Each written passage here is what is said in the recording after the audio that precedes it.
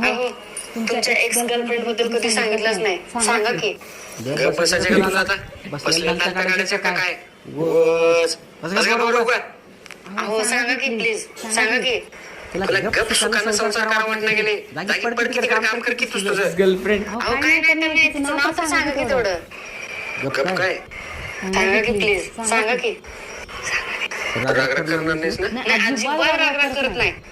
संगीता संगीता अगं सुने, हे झाड पार सुकून गेले की त्याला पाणी घाल की.